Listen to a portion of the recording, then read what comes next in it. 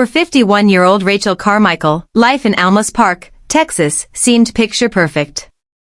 A top luxury realtor, a marathon runner, and a devoted mother of 4, she was admired by everyone around her. But on the night of October 6, 2024, that perfect life ended. After attending an exclusive party at a private members club, Rachel vanished. A neighbor later told police he heard screams coming from the woods behind her home.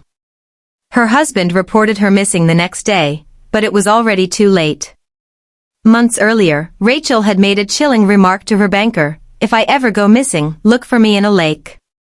Rachel had built her life through hard work. After graduating from the University of Texas, she became one of San Antonio's most respected realtors. Friends said she had endless energy and could read people effortlessly. Above all, she lived for her kids, ages 20, 18, 15, and 5, juggling sports, school, and work without ever losing her smile. She and her husband, David Carmichael, had been married for 22 years. David, also in real estate, stood tall and confident but had a darker side, controlling, jealous, and deep in financial trouble. He'd been sued repeatedly and was known for having a volatile temper. Friends said he monitored Rachel's phone and often humiliated her in public. In August 2024, Rachel confided in her banker that David had become physically abusive. She said he would take her phone and tell their kids she'd lost it.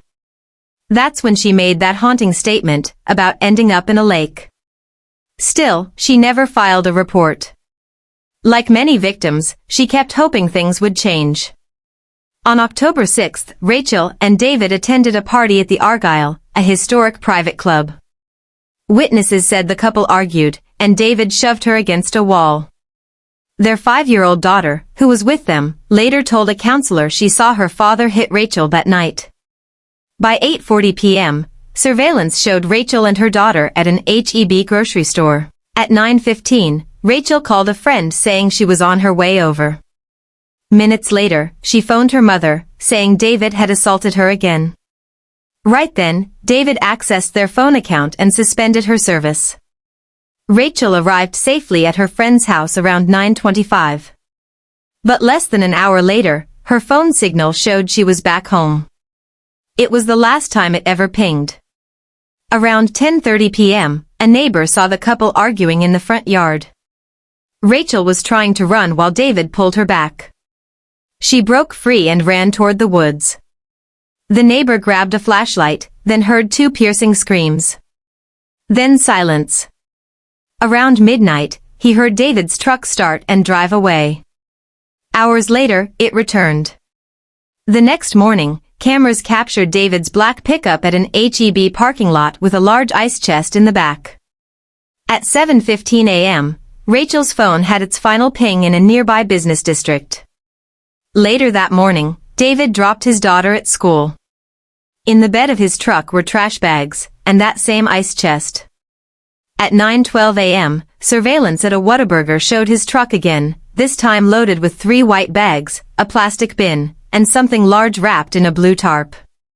Investigators later said it looked like a possible concealment of a body. A few hours later, David was seen at a Home Depot buying cement, trash bags, disinfectant, and insect spray, all paid for in cash. Then he asked someone for directions to the nearest dump.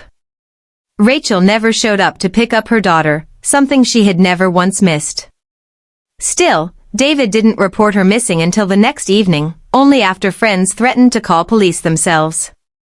He told officers Rachel had lost her phone and disappeared after their grocery trip, a story that quickly fell apart. During a search of the Carmichael home, detectives found cement splatters in David's truck, missing trash bags, and one unused bag of cement when he'd bought 2.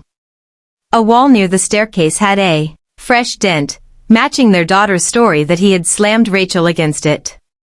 At David's ranch, police found a burn site with a destroyed laptop and 3 burned cell phones. In a friend's home, they found a rifle David had asked him to hide.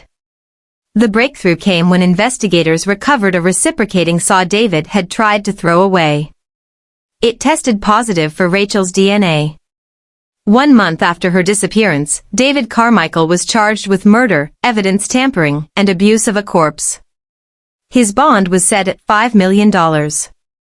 Even without a body, prosecutors said the case was airtight, with digital evidence, surveillance, and DNA all pointing to him. David's defense claimed there was no proof of how Rachel died without a body, but the judge denied the motion to dismiss. Investigators believe David chased her into the woods that night, killed her, and later used cement and quicklime to hide her remains.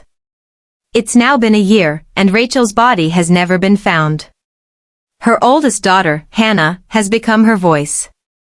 In a viral post, she wrote, "My father took my mother's life in a fit of control and rage.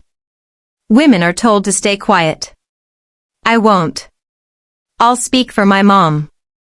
David remains in custody, isolated 23 hours a day, awaiting trial. Detectives continue searching for Rachel's remains, combing through landfills, lakes, and remote ranch land. For her family, the pain of not knowing has become its own kind of torture. In Alma's Park, her friends still hold candlelight vigils every October, refusing to let her story fade. Because behind the perfect homes and quiet neighborhoods, danger can hide where you least expect it. If you have any information about the disappearance of Rachel Carmichael, please contact the Alma's Park Police Department. And remember, every share, every view, helps keep her story alive. Please like, subscribe, and help bring justice for Rachel.